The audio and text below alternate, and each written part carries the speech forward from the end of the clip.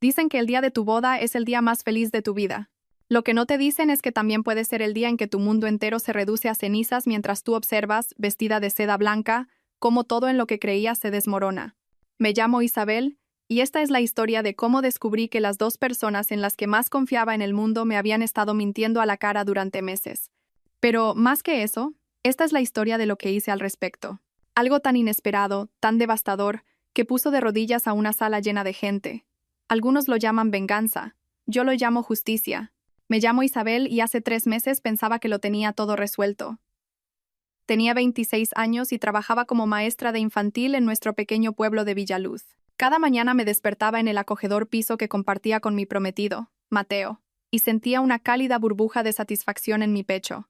Llevábamos 4 años juntos, 1 prometidos, y nuestra boda estaba fijada para el 15 de junio. Un día de verano perfecto para una boda de verano perfecta. Mateo trabajaba en la empresa de construcción de su padre. Era alto, de hombros anchos, con el pelo castaño claro y ojos verdes que se arrugaban cuando sonreía. Todo el mundo decía que hacíamos una pareja perfecta. La pareja de oro. «¡Qué suerte tienes, Isabel!», me decían las madres de mis alumnos a la hora de la salida. «Mateo es todo un partidazo. Y ese anillo». Señalaban el modesto pero precioso diamante en mi dedo, aquel para el que Mateo había ahorrado durante 8 meses. Yo les creía. Creía en nosotros. Mi dama de honor era Elena, mi mejor amiga desde que teníamos 7 años. Tenía una larga melena negra que siempre parecía perfecta, incluso cuando afirmaba que acababa de levantarse de la cama. Su risa podía llenar una habitación y los hombres giraban la cabeza cuando pasaba. Pero era mi persona, la que me sujetaba el pelo cuando estaba enferma, la que se quedaba despierta toda la noche ayudándome a estudiar para las oposiciones de magisterio, la que lloró más que yo cuando mi abuela falleció hace 2 años. Cuando Mateo me pidió matrimonio fue la primera persona a la que llamé. «Dios mío, Isabel», había gritado por teléfono. «Estoy tan feliz por ti. Va a ser la boda más bonita del mundo». Se lanzó a la planificación de la boda con el entusiasmo de alguien que planea su propia celebración. Me ayudó a elegir el lugar, la antigua finca Las Rosaledas, con sus extensos jardines y su encanto señorial. Pasó horas conmigo probando tartas, eligiendo flores, escribiendo las direcciones en las invitaciones con su caligrafía perfecta porque la mía parecía la de una niña. «Te mereces esta felicidad», me dijo, apretándome la mano mientras nos sentábamos rodeadas de revistas de bodas y muestras de tela. «Eres la persona más buena que conozco, Isabel. Mateo es muy afortunado de tenerte». Confiaba en ella por completo, confiaba en los dos. Las semanas previas a la boda pasaron en un torbellino de pruebas finales, detalles de última hora y una creciente emoción. Mi familia, mamá, papá y mi hermano pequeño, Lucas, estaban locos de alegría. Mamá lloraba cada vez que miraba mi vestido colgado en el armario. Papá no paraba de ensayar su discurso de padrino frente al espejo cuando pensaba que nadie le veía. Incluso la hermana de mi abuela, mi tía abuela Pilar, había venido desde las Canarias. A sus 82 años, era más lista que el hambre y había estado casada con mi tío abuelo durante 60 años antes de que él falleciera. Tenía una forma de mirarte que te hacía sentir como si pudiera ver directamente en tu alma. «El matrimonio no va sobre el día de la boda, cariño», me dijo la noche anterior, sus manos curtidas sosteniendo las mías. «Va sobre cada día que viene después. Va sobre elegirse mutuamente cuando las cosas se ponen difíciles, cuando las mariposas se desvanecen, cuando la vida real se impone. Asegúrate de casarte con alguien que te elija a ti también». Asentí pensando que sabía exactamente a qué se refería. Mateo y yo habíamos superado tormentas antes. Habíamos superado el infarto de su padre, mi lucha por encontrar trabajo como maestra, el estrés de ahorrar para una casa. Éramos sólidos, estábamos listos. Me dormí esa noche con una sonrisa en la cara, soñando con caminar hacia el altar, hacia mi futuro. El 15 de junio amaneció brillante y despejado, con la brisa justa para que el calor del verano no fuera agobiante. Me desperté en mi dormitorio de la infancia, donde había pasado la noche según la tradición. La luz del sol entraba a raudales por las cortinas de encaje que mamá había colgado cuando yo tenía 12 años. Y por un momento me sentí como una niña de nuevo, segura, amada y llena de sueños. Entonces lo recordé. Hoy era el día de mi boda. La casa ya bullía de actividad. Oía a mamá en la cocina, probablemente cocinando por estrés comida suficiente para un regimiento. Papá estaba al teléfono con alguien, su voz con ese tono particular que usaba cuando intentaba resolver un problema. Lucas estaba en la ducha, cantando desafinado como siempre. Me estiré, sintiéndome sorprendentemente tranquila. Toda la planificación estaba hecha. Todas las decisiones, tomadas. Hoy, todo lo que tenía que hacer era presentarme y casarme con el hombre que amaba. Mi móvil vibró en la mesita de noche. Un mensaje de Mateo. Buenos días, preciosa. Estoy deseando verte en el altar. Te quiero. Sonreí y le contesté. Yo también te quiero. Nos vemos pronto, marido. Otra vibración. Esta vez de Elena. Día de la boda. Estoy tan emocionada que apenas he dormido. Me están peinando ahora. En cuanto acabe, voy para ayudarte a prepararte. Esto va a ser perfecto. La mañana pasó volando en un torbellino de rulos, brochas de maquillaje y risas nerviosas. La fotógrafa llegó a las 10, capturando cada momento mientras mis damas de honor Elena, mi prima Clara y la hermana de Mateo, Inés, me ayudaban a transformarme de la Isabel somnolienta a una novia. Mi vestido era todo lo que había soñado. Sencillo pero elegante, con delicadas mangas de encaje y una falda vaporosa que me hacía sentir como una princesa. Cuando me miré en el espejo, apenas me reconocí. «Ay, cariño», susurró mamá con las lágrimas ya asomando. «Estás absolutamente radiante». La tía abuela Pilar estaba sentada en un rincón, observándolo todo con esos ojos agudos suyos. Cuando nuestras miradas se encontraron en el espejo, sonrió. Pero algo en su expresión me hizo dudar. Desapareció tan rápido que pensé que lo había imaginado. Para el mediodía, ya estábamos subiendo a los coches para dirigirnos a la finca Las Rosaledas. La ceremonia estaba programada para las 14, con las fotos empezando a las 13.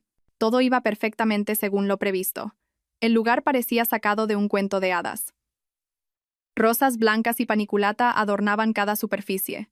Las sillas estaban dispuestas en filas perfectas frente al cenador donde Mateo y yo intercambiaríamos nuestros votos. La carpa para el banquete ya estaba montada en el jardín, con mesas redondas cubiertas de manteles blancos impecables y centros de mesa que Elena y yo habíamos tardado 3 horas en preparar la noche anterior. «Es perfecto», suspiré, asimilándolo todo.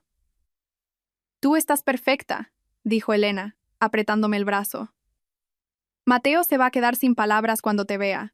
Teníamos 1 hora antes de la ceremonia, así que me instalé en la suite nupcial para retocarme el maquillaje y calmar los nervios. La fotógrafa estaba capturando a los padrinos mientras se preparaban en un edificio separado, y me encontré preguntándome qué estaría haciendo Mateo en ese momento. ¿Estaría nervioso? ¿Emocionado? ¿Sentiría la misma sensación de certeza que yo? ¿Como si todo en nuestras vidas nos hubiera llevado a este momento? A las 13:30, Elena se disculpó para comprobar las flores y asegurarse de que los músicos estuvieran listos. «Vuelvo enseguida», prometió. «No te atrevas a estropearte ese pintalabios mientras no estoy». A las 13:45 sonó mi teléfono. Era mi organizadora de bodas, Marta. «Isabel, cariño, tenemos una pequeña situación», dijo, con la voz cuidadosamente controlada. «El novio parece que llega unos minutos tarde. No hay de qué preocuparse. Solo quería avisarte». Una punzada de ansiedad se agitó en mi estómago. ¿Tarde? Mateo nunca llega tarde. ¿Ha pasado algo? Estoy segura de que no es nada. Quizás el tráfico o nervios de última hora. Los hombres a veces necesitan unos minutos extra para serenarse. Simplemente retrasaremos el inicio 15 minutos. Colgué, intentando quitarme la preocupación de encima. Mateo probablemente solo estaba nervioso. Era normal. Las bodas nunca empezaban exactamente a tiempo. A las 14, Marta volvió a llamar. «Isabel, vamos a tener que retrasarlo un poco más. El novio todavía no ha llegado, y no conseguimos localizarlo en su móvil». Ahora la punzada se había convertido en un nudo en toda regla. «¿Cómo que no podéis localizarlo? ¿Dónde está su padrino? ¿Dónde está su padre? Están aquí y están intentando encontrarlo». Estoy segura de que hay una explicación perfectamente razonable. Intenté llamar a Mateo yo misma, directo al buzón de voz. Intenté enviarle un mensaje. Sin respuesta. «¿Dónde está Elena?», le pregunté a Clara, que merodeaba cerca, con cara de preocupación. Fue a revisar las cosas hace 20 minutos. El rostro de Clara palideció. «No la he visto desde que se fue». El nudo en mi estómago se apretó. Intenté llamar a Elena. Directo al buzón de voz. A las 14:15, los invitados empezaban a impacientarse. Podía oír el murmullo de voces confusas que llegaba desde la zona de la ceremonia. Mis padres aparecieron en la puerta, sus rostros tensos por la preocupación y una ira apenas contenida. «Cariño», dijo papá con cuidado. «Vamos a solucionar esto. Tiene que haber una explicación», pero yo ya me estaba moviendo, mi mente corriendo a toda velocidad. Mateo y Elena, ambos desaparecidos, ambos sin contestar a sus teléfonos. En el día de mi boda. El hotel, dije de repente. Mateo cogió una habitación en el hotel anoche. Por la tradición, ya sabes, de no ver a la novia antes de la boda. Mamá me agarró del brazo. Isabel, quizás deberíamos esperar. No, la palabra salió más cortante de lo que pretendía. Necesito saber dónde está mi prometido. Necesito saber por qué no está aquí. La Posada del Sol estaba a 5 minutos en coche de la finca. Recogí mi falda y marché hacia el coche, con mi familia siguiéndome como patitos preocupados. La tía abuela Pilar apareció a mi lado, moviéndose sorprendentemente rápido para su edad. Voy contigo, dijo con firmeza. Tía Pilar, no es necesario. Niña, he vivido lo suficiente para reconocer cuando algo no va bien. No deberías enfrentar esto sola. El trayecto pareció durar horas, aunque no pudo haber sido más de unos minutos. Mis manos temblaban mientras me alisaba el vestido, intentando prepararme para lo que fuera que estuviera a punto de encontrar. Quizás Mateo estaba enfermo. Quizás había habido una emergencia. Quizás su móvil se había quedado sin batería y había perdido la noción del tiempo. Quizás. Pero en el fondo, en un lugar que no quería reconocer, ya lo sabía. La Posada del Sol era un encantador hotel rural que llevaba más de un siglo en el pueblo. Mateo había reservado la suite nupcial para la noche antes de la boda, bromeando con que quería acostumbrarse al lujo antes de nuestra luna de miel en las Maldivas. Pensé que era dulce, incluso romántico. Ahora, mientras estaba de pie en el vestíbulo con mi vestido de novia, y la anciana recepcionista me miraba con una mezcla de confusión y lástima, se sentía como una broma cruel. Habitación 237, dijo en voz baja, entregándome la copia de la llave que había pedido. El ascensor está a la vuelta de la esquina. Mi familia se agrupó a mi alrededor mientras subíamos al segundo piso.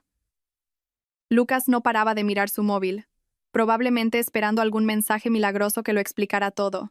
Mamá lloraba en silencio, y la mandíbula de papá estaba apretada de esa manera que significaba que estaba furioso, pero intentando contenerse por mí. La tía abuela Pilar estaba a mi lado, su pequeña mano descansando en mi brazo. No dijo nada, pero su presencia era extrañamente reconfortante.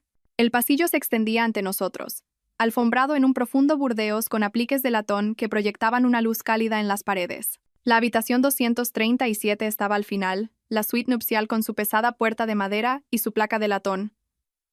Me quedé allí un momento, con la llave en la mano, escuchando. El hotel estaba en silencio, pero podía oír algo desde dentro de la habitación. Sonidos suaves, movimiento. Mi corazón latía tan fuerte que estaba segura de que todos podían oírlo. Isabel, susurró mamá, quizás deberíamos llamar primero. Pero yo ya estaba deslizando la llave en la cerradura, ya girando el pomo, ya empujando la puerta para abrirla. La habitación estaba en penumbra, con pesadas cortinas que bloqueaban la mayor parte de la luz de la tarde. Mis ojos tardaron un momento en ajustarse, en procesar lo que estaba viendo. La cama era un desastre de sábanas enredadas y ropa esparcida. Un traje de hombre. El traje de Mateo, el que se suponía que debía llevar para casarse conmigo, yacía arrugado en el suelo junto a un vestido de dama de honor. Un vestido morado, el vestido de Elena, y allí, en la cama, estaban Mateo y Elena. Estaban dormidos o desmayados, desnudos y entrelazados como amantes que habían pasado la noche juntos. La larga melena negra de Elena estaba esparcida sobre el pecho de Mateo. Su brazo la rodeaba por la cintura, manteniéndola cerca, incluso en sueños. La imagen me golpeó como un puñetazo. Todo el aire abandonó mis pulmones. La habitación giró. Por un momento, pensé que podría desmayarme de verdad. Detrás de mí, oía a mamá jadear. Papá maldijo en voz baja. Lucas hizo un sonido como si le hubieran golpeado, pero yo no me moví. No podía moverme. Simplemente me quedé allí, asimilando cada horrible detalle. La botella de champán vacía en la mesita de noche. Las joyas de Elena esparcidas por el tocador. La forma en que parecían tan cómodos juntos, tan naturales, como si no fuera la primera vez. ¿Cuánto tiempo? La pregunta resonó en mi mente. ¿Cuánto tiempo llevaba pasando esto? ¿Cuánto tiempo llevaban mintiéndome, traicionándome, tomándome el pelo? Isabel, dijo la tía abuela Pilar en voz baja. Ven aquí. Pero no pude. Estaba congelada, mirando las ruinas de mi vida, tratando de entender cómo había llegado hasta aquí. Esta mañana había sido una novia. Había sido feliz. Me habían amado. Ahora no era nada. Un sonido escapó de mi garganta, mitad sollozo, mitad risa. La amarga ironía de todo era casi divertida. Casi. Mateo se movió en la cama. probablemente sintiendo la luz de la puerta abierta. Sus ojos se abrieron de golpe, desenfocados y confusos. Le tomó un momento darse cuenta de dónde estaba, de lo que estaba sucediendo. Cuando me vio allí de pie con mi vestido de novia, su rostro se puso blanco. Isabel respiró, tratando de incorporarse y despertando accidentalmente a Elena en el proceso. Isabel, puedo explicarlo. ¿Explicarlo? La palabra salió como un susurro, pero cortó la habitación como una cuchilla. ¿Explicar qué? ¿Exactamente? ¿Explicar por qué estás en la cama con mi mejor amiga el día de nuestra boda? ¿Explicar por qué 100 personas están sentadas en una ceremonia esperando a un novio que está demasiado ocupado acostándose con mi dama de honor como para presentarse? Elena ya estaba despierta, sus ojos abiertos de par en par por el horror al darse cuenta de lo que estaba sucediendo. Se agarró a la sábana, tratando de cubrirse, pero era demasiado tarde. Todos lo habíamos visto todo. Isabel, por favor, comenzó con la voz temblorosa. No es lo que parece. ¿No es lo que parece? Me reí, y el sonido fue agudo y roto. Parece que mi prometido y mi mejor amiga acaban de traicionarme. Parece que las dos personas en las que más confiaba en el mundo me han estado mintiendo a la cara. Así que, por favor, Elena, dime qué es en realidad. Ninguno de los dos tuvo una respuesta para eso. Me di la vuelta lentamente, mirando a mi familia. Mamá lloraba abiertamente ahora. Papá parecía que quería cometer un asesinato. Lucas miraba a Mateo con puro asco. Y la tía abuela Pilar me observaba con esos ojos agudos, esperando a ver qué haría a continuación. Llamadlos, dije en voz baja. ¿Qué? Preguntó mamá. Llamadlos. Llamad a los padres de Mateo, a su hermana, a su padrino. Llamad a todos los que están esperando a que esta boda suceda. Mi voz se estaba volviendo más fuerte, más firme. Decidles que suban aquí. Decidles que tienen que ver algo. Isabel, dijo Mateo, encontrando finalmente su voz. Buscaba su ropa a toda prisa, con el pánico escrito en su rostro. Por favor, hablemos de esto en privado. ¿En privado? Me volví hacia él y sentí algo frío y duro asentarse en mi pecho. ¿Quieres hablar de esto en privado después de haberme humillado delante de todo nuestro pueblo? ¿Después de hacerme esperar vestida de novia a un novio que nunca iba a llegar? Saqué mi teléfono y empecé a hacer llamadas yo misma. Sra. García. Soy Isabel. Necesito que usted y el señor García suban a la habitación 237 de la Posada del Sol ahora mismo. Sí, sé que la boda debería empezar. Simplemente vengan. Traigan a Inés y a Alejandro con ustedes. La madre de Mateo contestó al segundo tono. Isabel querida, ¿dónde está Mateo? Todo el mundo pregunta. Habitación 237, Posada del Sol. Venid ahora. Traed a todos. Hice 4 llamadas más. Al padre de Mateo, a su padrino, a la organizadora de la boda, a mi propia familia que todavía estaba en la finca. ¿Qué estás haciendo?, susurró Elena, agarrando la sábana contra su pecho. La miré de verdad. Esta mujer que había sido mi hermana en todo menos en la sangre, que había guardado mis secretos, compartido mis sueños, me había ayudado a planificar la mismísima boda que ahora estaba destruyendo. Me estoy asegurando de que todo el mundo vea exactamente quiénes sois en realidad, dije, con la voz firme como el acero. Ambos. Los siguientes 20 minutos se sintieron como una eternidad. Mateo y Elena se vistieron a toda prisa, susurrándose frenéticamente, tratando de encontrar alguna explicación que hiciera que esto estuviera bien. Pero no había explicación. No había forma de que esto estuviera bien. Me senté en la silla junto a la ventana, todavía con mi vestido de novia, observándolos entrar en pánico. Mi familia me rodeaba cerca, sin saber qué hacer o decir. La tía abuela Pilar había reclamado la otra silla, y observaba todo con la tranquila atención de alguien que ve desarrollarse una obra de teatro. Isabel, por favor, no paraba de decir Mateo. Déjame explicarte. Simplemente pasó. Elena vino a recoger algo, pero insistí en que tomáramos unas copas antes de la boda, hablando de los viejos tiempos, y las cosas se nos fueron de las manos. No significa nada. ¿No significa nada? Repetí. Te acostaste con mi dama de honor el día de nuestra boda. ¿Y no significa nada? Fue un error, añadió Elena, su voz pequeña y desesperada. Un terrible error. Ambos lo lamentamos mucho. Isabel, tienes que creerme. Nunca quise que esto sucediera, pero sucedió, dije simplemente. Y ahora todo el mundo se va a enterar. La primera llamada a la puerta llegó a las 14:45. Los padres de Mateo, su hermana Inés y su padrino Alejandro se agolparon en la entrada, sus rostros pasando de la confusión al shock y al horror mientras asimilaban la escena. ¿Qué es esto?, susurró la Sra. García, llevándose una mano a la garganta. Mateo, ¿qué has hecho? Más gente llegó en oleadas. La organizadora de bodas, con aspecto agotado y molesto. Mis tíos y tías, los amigos del novio, incluso la fotógrafa, que aparentemente había sido convocada por alguien y ahora estaba de pie en el pasillo con su cámara colgando inútilmente de su cuello. La habitación se llenó de jadeos de sorpresa, voces airadas y el sonido del llanto de la Sra García. El padre de Mateo parecía haber envejecido 10 años en 10 segundos. Inés miraba a su hermano como si nunca lo hubiera visto antes. ¿Cómo has podido hacer esto?, susurró. ¿Cómo has podido hacerle esto a Isabel en el día de tu boda? Fue un accidente, dijo Mateo desesperadamente. Un estúpido error de borracho. Isabel, por favor, podemos superarlo. Podemos posponer la boda.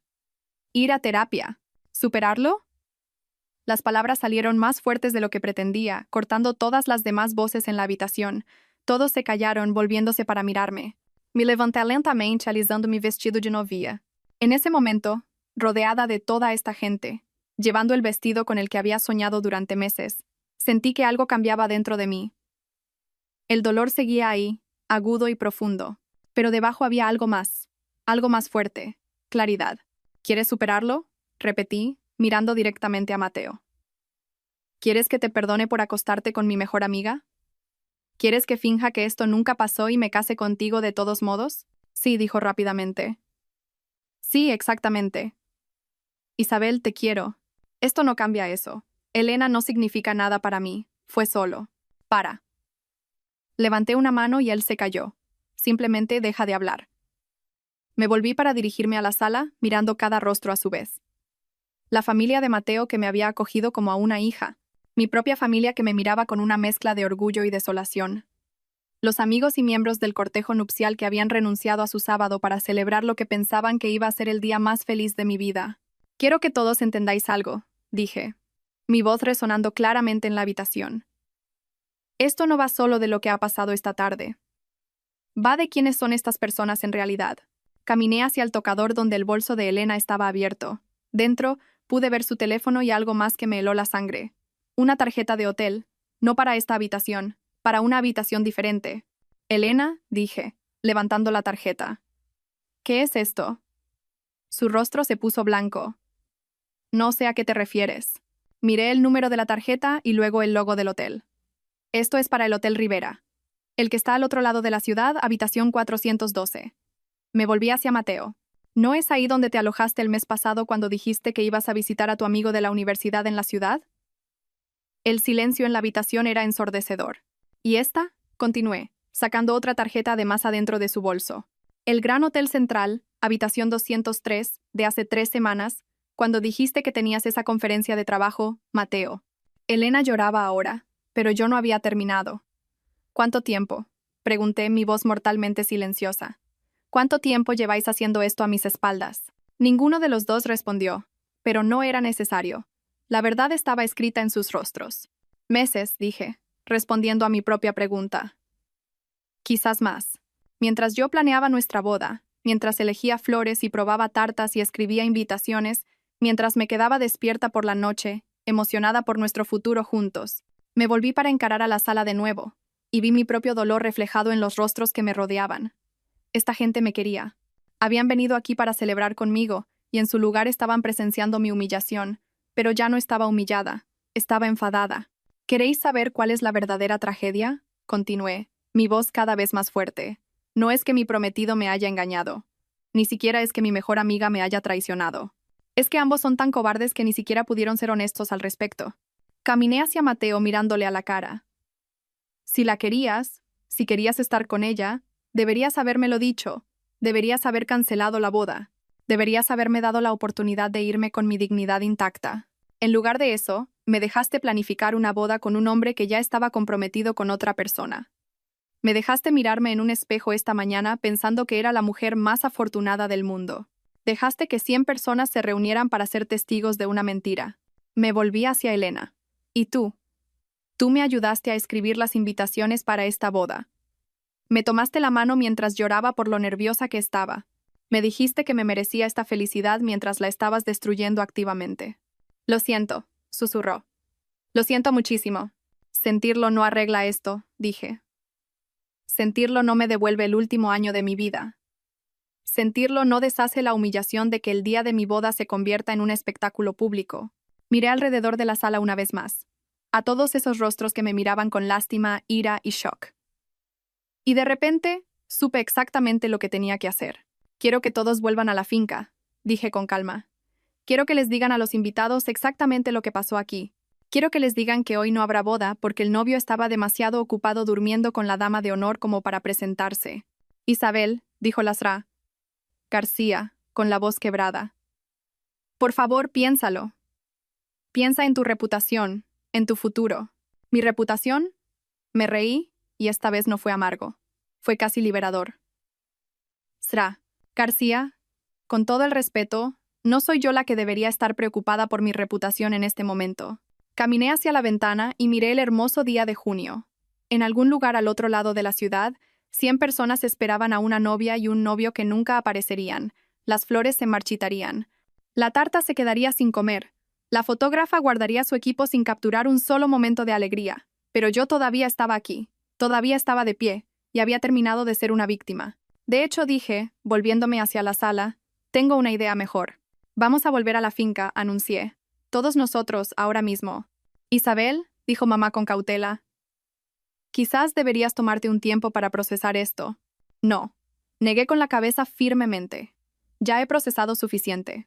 Esa gente vino aquí para presenciar una boda. Merecen saber por qué no va a haber una. Mateo dio un paso adelante, con el pánico escrito en su rostro. No puedes hablar en serio. Isabel, por favor, piensa en lo que estás haciendo. Esto lo arruinará todo. Todo ya está arruinado, dije simplemente. La pregunta es si voy a dejar que tú controles la narrativa o si voy a contar la verdad yo misma. La tía abuela Pilar se levantó de su silla, moviéndose con una gracia sorprendente para su edad. La chica tiene razón, dijo, su voz con la autoridad de 8 décadas. Mejor enfrentarse a la música que dejar que suene sin ti. La miré agradecida. En todo el caos, era la única que parecía entender lo que estaba haciendo. Todos fuera, dije. Vamos a la finca. Mateo y Elena, vosotros también venís. Yo no voy a ninguna parte, dijo Elena, envolviéndose más apretadamente en el albornoz del hotel. No puedo enfrentarme a esa gente. Deberías haber pensado en eso antes de acostarte con mi prometido, respondí fríamente. Vestíos. Los dos. Vosotros creasteis este desastre y vais a ayudarme a limpiarlo. El viaje de vuelta a la finca Las Rosaledas fue surrealista. Me senté en el asiento trasero del coche de mi padre, todavía con mi vestido de novia, viendo pasar las calles familiares de Villaluz. Detrás de nosotros seguía un convoy de coches. La familia de Mateo, el cortejo nupcial, incluso algunos de los invitados que habían sido llamados desde la finca. Mi teléfono vibraba constantemente con mensajes y llamadas, pero los ignoré todos. Ya habría tiempo para explicaciones más tarde. Ahora mismo necesitaba concentrarme en lo que estaba a punto de hacer. ¿Estás segura de esto, cariño?, preguntó papá, encontrando mi mirada en el espejo retrovisor. Una vez que hagas esto, no hay vuelta atrás. Estoy segura, dije. Y lo estaba. Por primera vez en horas, quizás por primera vez en meses, estaba completamente segura de algo. La finca tenía exactamente el mismo aspecto que cuando la dejamos. Hermosa, perfecta, lista para una celebración que nunca llegaría. Los invitados deambulaban por los jardines, algunos mirando sus teléfonos, otros hablando en pequeños grupos. Podía ver la confusión en sus rostros, la creciente preocupación a medida que pasaba más y más tiempo sin señal de los novios. Marta, la organizadora de bodas, corrió hacia nosotros en cuanto vio llegar nuestros coches. Isabel, gracias a Dios. ¿Qué está pasando? ¿Dónde habéis estado? Reúne a todos, le dije. A todos. Invitados, proveedores, personal. Los quiero a todos en la zona de la ceremonia en 5 minutos. Pero la boda. No va a haber boda, dije simplemente. Pero sí va a haber un anuncio. La noticia se extendió rápidamente entre la multitud. En cuestión de minutos, casi 200 personas se habían reunido en el espacio de la ceremonia, llenando las sillas blancas que habían sido dispuestas con tanto cuidado para una celebración. Parecían confundidos, preocupados, algunos incluso molestos por el retraso. Me paré al final del pasillo, mirando todos esos rostros, amigos, familiares, compañeros de trabajo, vecinos, personas que habían dedicado parte de sus vidas a estar aquí para mí, personas que merecían la verdad. Mateo y Elena habían llegado y estaban de pie a un lado, ambos con cara de querer que se los tragara la tierra. Los padres de Mateo estaban con ellos, Lasra García todavía llorando suavemente. La tía abuela Pilar apareció a mi lado. ¿Estás lista para esto, niña? Asentí. Creo que sí. Bien. Recuerda, la verdad tiene un poder propio. No dejes que nadie te lo quite. Caminé lentamente por el pasillo, mi vestido de novia susurrando con cada paso. El mismo pasillo por el que se suponía que debía caminar como novia hacia el hombre que amaba. En cambio, caminaba hacia un micrófono, hacia la verdad, hacia lo que viniera después. Cuando llegué al frente, me volví para encarar a la multitud. El murmullo de voces confusas se apagó, dejando solo el sonido de los pájaros cantando en los jardines y el zumbido distante del tráfico. Gracias a todos por estar aquí, comencé, mi voz resonando claramente en el espacio. Sé que estáis confundidos sobre lo que está pasando, y merecéis una explicación. Hice una pausa, mirando todos esos rostros expectantes. Al fondo, pude ver a Mateo y Elena, ambos pálidos y aterrorizados. Hoy no va a haber boda, continué. No por dudas de última hora, no por una emergencia, sino porque esta mañana descubrí que mi prometido y mi dama de honor han estado teniendo una aventura. La reacción fue inmediata y explosiva. Jadeos, exclamaciones de sorpresa, el sonido de la gente volviéndose para mirarse con incredulidad. Alguien al fondo dijo: «Dios mío», lo suficientemente alto como para que todos lo oyeran. Esperé a que el ruido se calmara antes de continuar. Los encontré juntos en la habitación de hotel de Mateo hace aproximadamente una hora. Por lo que descubrí, esto ha estado sucediendo durante meses, mientras yo planeaba lo que pensaba que iba a ser el día más feliz de mi vida. Más jadeos, más murmullos de asombro. Podía ver a la gente volverse para mirar fijamente a Mateo y Elena, quienes parecían desear desaparecer. Quiero que todos sepáis que no os cuento esto para buscar compasión ni para avergonzar a nadie, dije, aunque esa última parte no era del todo cierta. Os lo cuento porque merecéis saber por qué no estáis presenciando una boda hoy. Habéis dedicado vuestro tiempo a estar aquí y merecéis la verdad. Respiré hondo sintiendo el peso de lo que estaba a punto de decir. Pero también quiero que sepáis otra cosa. Este no es el final de mi historia. Es solo el final de un capítulo. Un capítulo que francamente me alegro de cerrar. Me volví para mirar directamente a Mateo y Elena. Veréis, hoy me he dado cuenta de algo.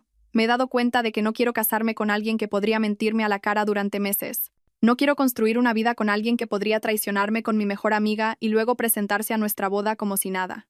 No quiero estar atada a alguien que tiene tan poco respeto por mí que me humillaría delante de todos los que me importan. Mi voz se fortalecía, más segura con cada palabra. Y Elena, continué, volviéndome hacia mi antigua mejor amiga. Me he dado cuenta de que no quiero a alguien en mi vida que pueda sonreírme mientras me apuñala por la espalda. Alguien que pueda ayudarme a planificar mi boda mientras la destruye activamente. Alguien que pueda mirarme a los ojos y mentir con tanta facilidad. La multitud estaba completamente en silencio ahora, pendiente de cada palabra. Así que, esto es lo que va a pasar, dije, mi voz sonando clara y fuerte. Estáis todos invitados a quedaros para el banquete. La comida está pagada. La banda está aquí, y, sinceramente, me vendría bien una fiesta ahora mismo. Vamos a celebrar el hecho de que he esquivado la bala más grande de mi vida. Algunas personas se rieron con eso, y sentí una oleada de algo que podría haber sido alegría. Pero, Mateo y Elena, vosotros no estáis invitados. De hecho, no quiero volver a veros nunca más. Me habéis mostrado exactamente quiénes sois, y os creo. Me volví de nuevo a la multitud. Quiero agradeceros a todos por estar aquí hoy. No por la boda que no sucedió, sino por ser testigos del momento en que me elegí a mí misma por encima de personas que no me merecían. Por ser testigos del momento en que decidí que mi felicidad no depende de la aprobación o el amor de nadie más. Hice una pausa, mirando todos esos rostros. Algunos lloraban, otros sonreían, algunos todavía estaban en shock, pero todos me miraban con algo que parecía respeto. Y a cualquiera que pueda encontrarse en una situación como la mía algún día, recordad esto. Merecéis algo mejor que alguien que os haga cuestionar vuestro valor. Merecéis algo mejor que alguien que os mienta.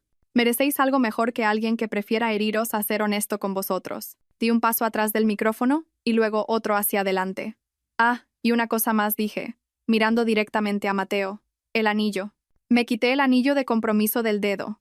El anillo para el que había ahorrado durante 8 meses. El anillo que había admirado todos los días durante un año. Lo sostuve en alto para que todos pudieran verlo. Esto te pertenece, dije, pero no te lo voy a devolver. Me di la vuelta y lancé el anillo con todas mis fuerzas hacia el estanque al borde de la propiedad. Trazó un arco en el aire, capturando la luz del sol por un instante antes de desaparecer en el agua con un pequeño chapoteo. La multitud estalló. Algunos vitorearon, otros jadearon, algunos incluso aplaudieron.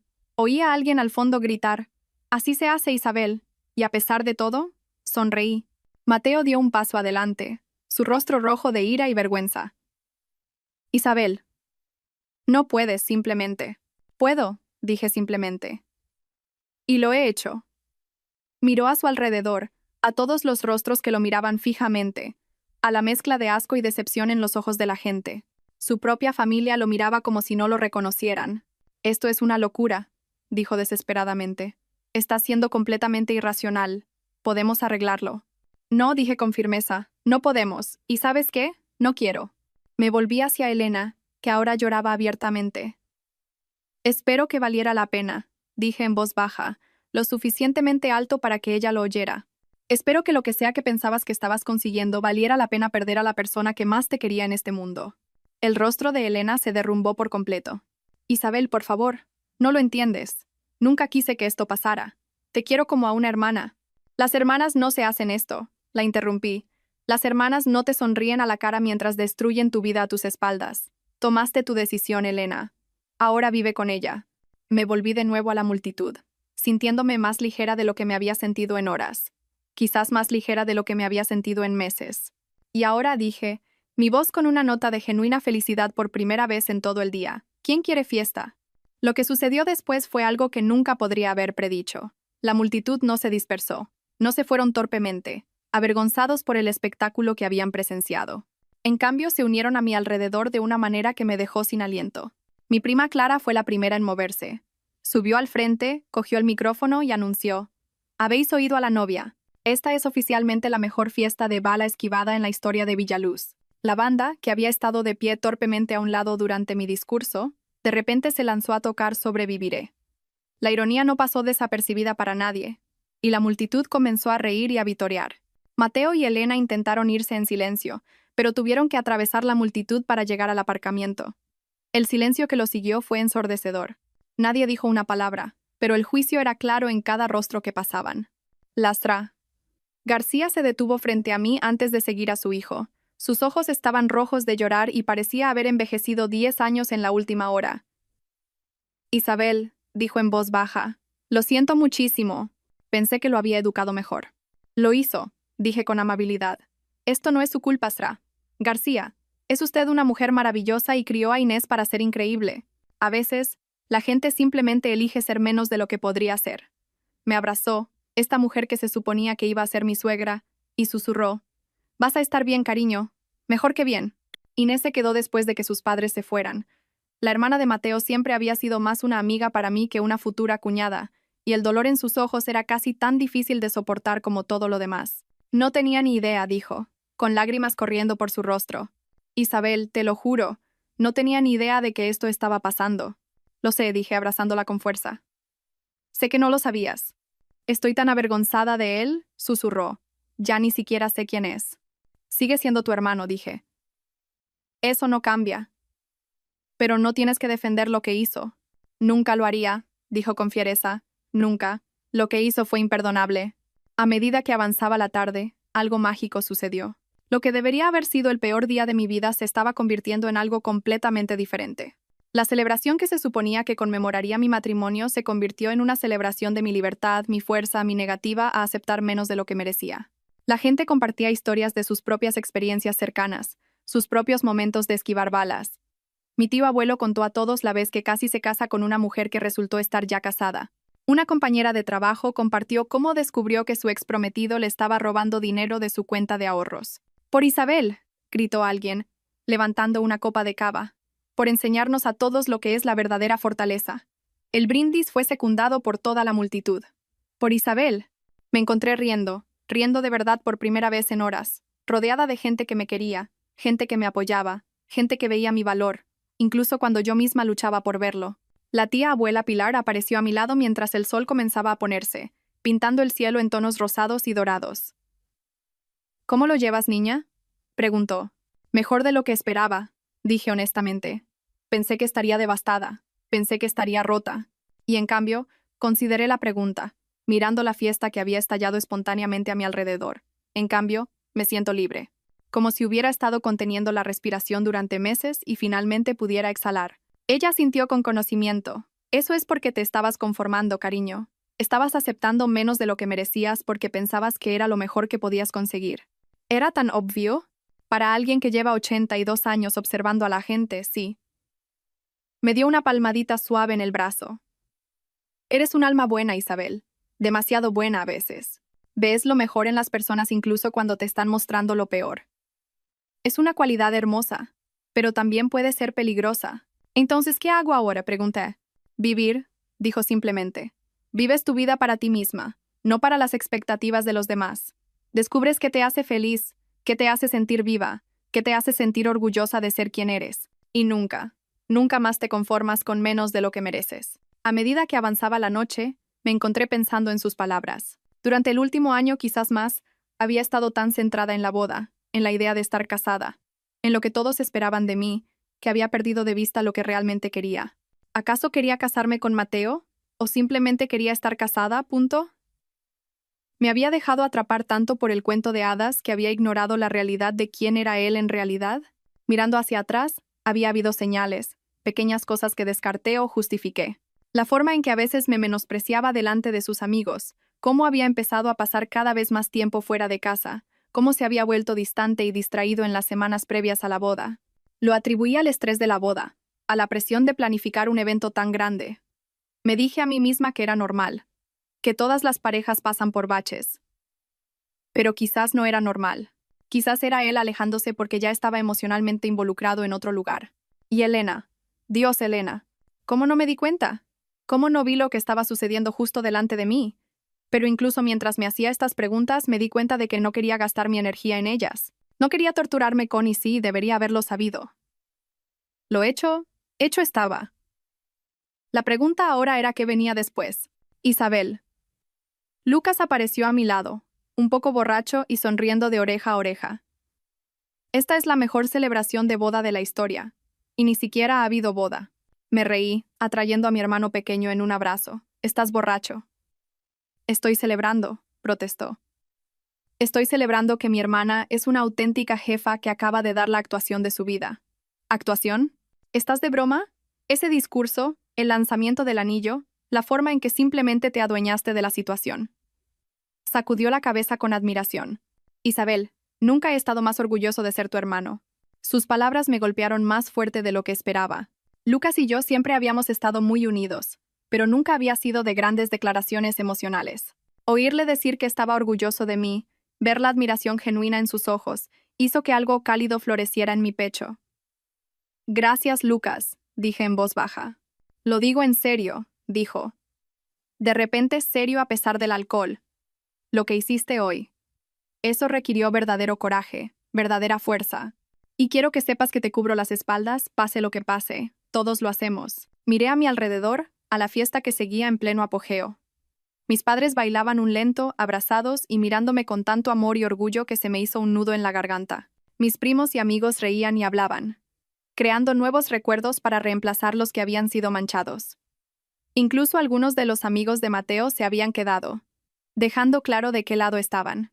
Esta gente me quería, me apoyaban, veían mi valor incluso cuando yo no podía verlo. Por primera vez en mi vida adulta, me sentí verdadera y completamente amada por ser exactamente quien era. 3 meses después, estaba sentada en mi nuevo piso. Un acogedor apartamento de un dormitorio en el centro que había encontrado y alquilado yo sola, cuando sonó mi teléfono. Era un número desconocido, pero algo me hizo contestar. Isabel, soy Elena. Casi colgué de inmediato. No había hablado con ella desde el día de la boda. No la había visto por el pueblo. No había oído nada sobre lo que estaba haciendo o dónde vivía. ¿Qué quieres, Elena?, pregunté. Mi voz cuidadosamente neutral. Quería disculparme, dijo. Su voz pequeña y temblorosa. Sé que es demasiado tarde. Sé que probablemente no quieras saber de mí, pero tenía que intentarlo. Esperé, sin ponérselo fácil. He estado yendo a terapia, continuó, tratando de entender por qué hice lo que hice, por qué te hice tanto daño, y me di cuenta de que estaba celosa de ti. ¿Celosa de mí? No pude evitar la sorpresa en mi voz. Tenías todo lo que yo quería, dijo. Estabas tan segura de ti misma, tan confiada en tu relación, tan feliz. Y yo sentía que me estaba quedando atrás, que todo el mundo avanzaba excepto yo. Cuando Mateo empezó a prestarme atención, cuando empezó a confiarme sus dudas. ¿Sus dudas? Las palabras me golpearon como una bofetada. Estaba teniendo dudas sobre la boda, dijo en voz baja. Me dijo que no estaba seguro de estar preparado, que se sentía atrapado, y en lugar de decirle que hablara contigo, en lugar de ser una buena amiga, yo lo animé. Le hice sentir que sus sentimientos eran válidos, que quizás él también se estaba conformando. Cerré los ojos, sintiendo un dolor familiar en el pecho. No por Mateo, a Mateo ya lo había superado, sino por la versión de mí misma que había estado tan ciega a lo que estaba sucediendo. ¿Por qué me estás contando esto?, pregunté. Porque mereces saber la verdad, toda. Y porque quiero que sepas que lo que pasó no fue porque tú no fueras suficiente. Fue porque yo estaba rota, y él era un cobarde. Me quedé con eso un momento, procesándolo. ¿Seguís juntos?, pregunté, aunque no estaba segura de querer saber la respuesta. No, dijo rápidamente.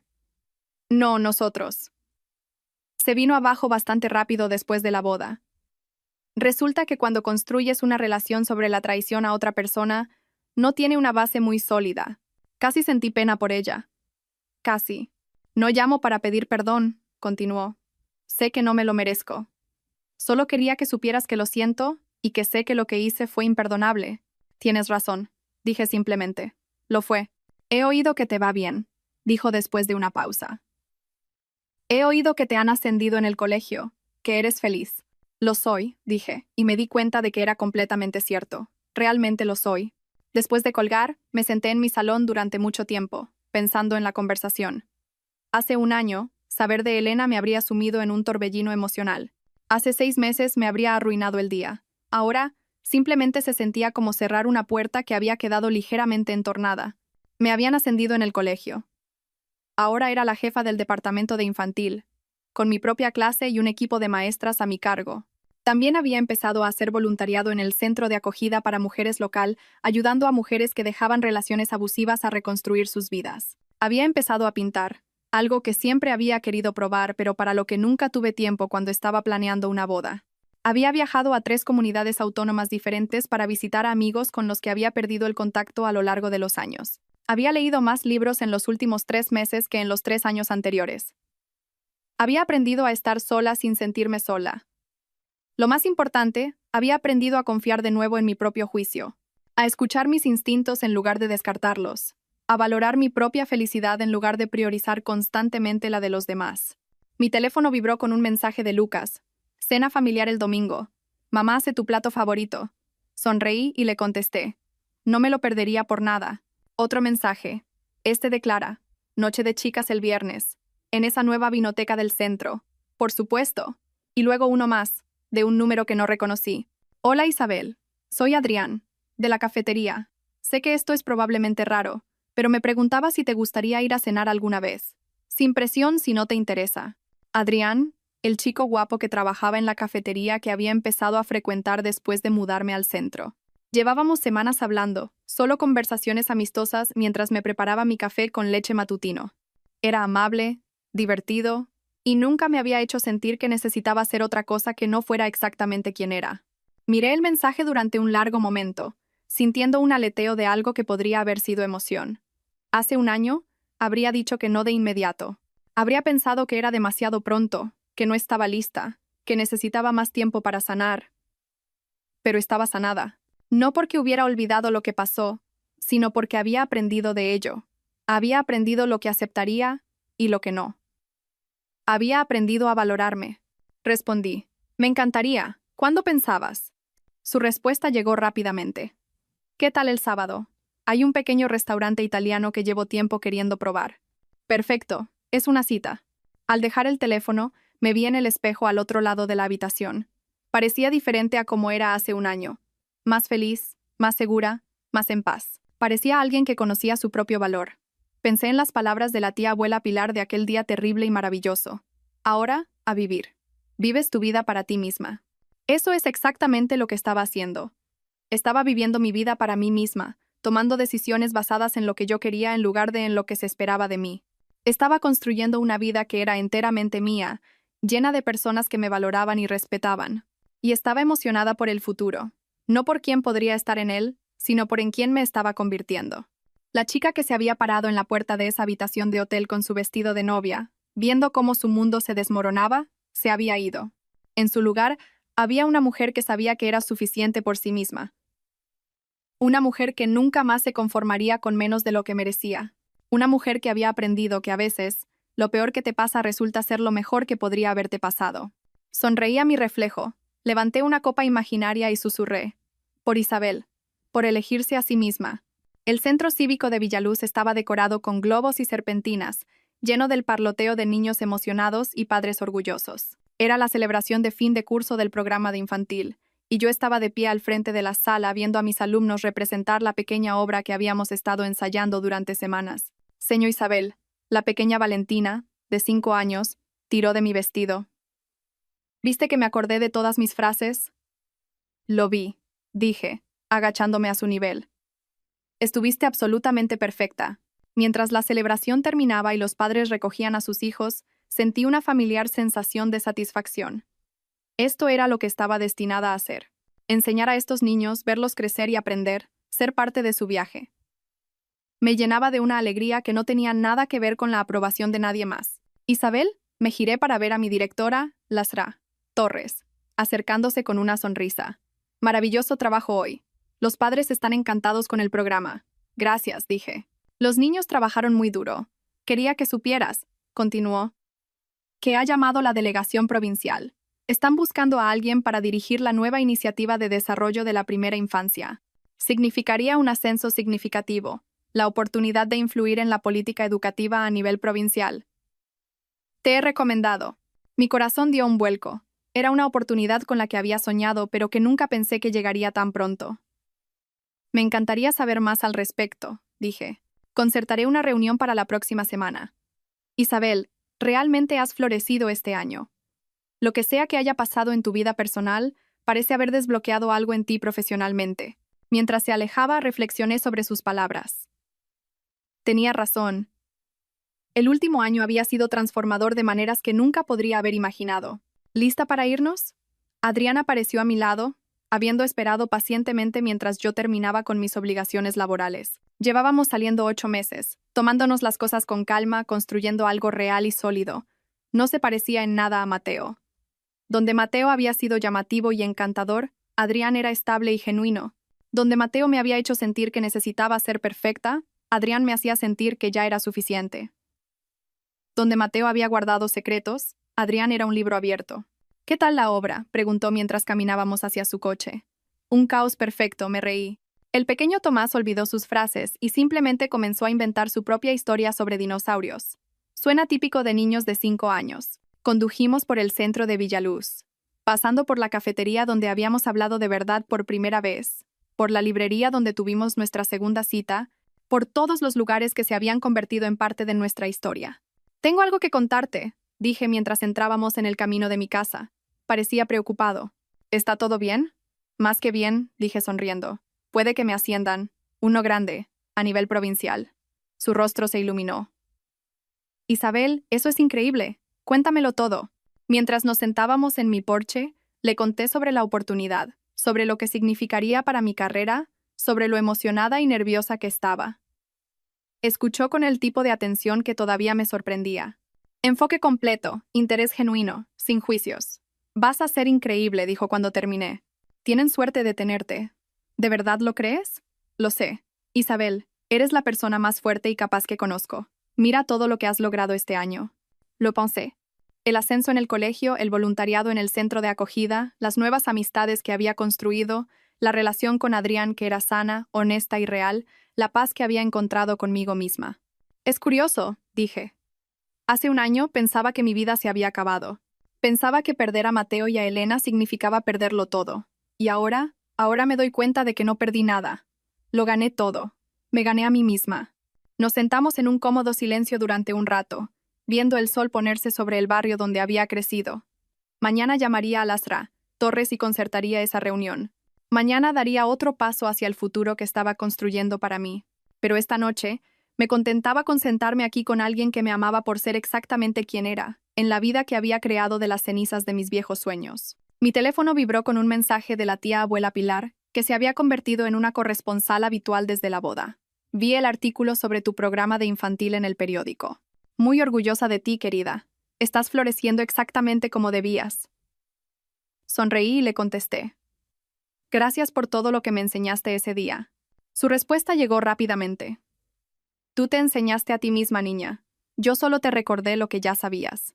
Mientras las estrellas comenzaban a aparecer en el cielo que se oscurecía, pensé en la chica del vestido de novia que se había parado en la puerta de esa habitación de hotel. Tenía tanto miedo de estar sola, tan convencida de que su valor estaba ligado a ser elegida por otra persona. Ahora sabía la verdad. Ahora sabía que la elección más importante no era ser elegida. Era elegirse a una misma. ¿En qué piensas?, preguntó Adrián en voz baja. En lo diferente que es todo ahora. En lo diferente que soy yo. ¿Diferente cómo?, consideré la pregunta. Solía pensar que la felicidad era algo que te sucedía, algo que tenías que esperar o ganar o encontrar en otra persona. Ahora sé que es algo que creas para ti misma. Me apretó la mano.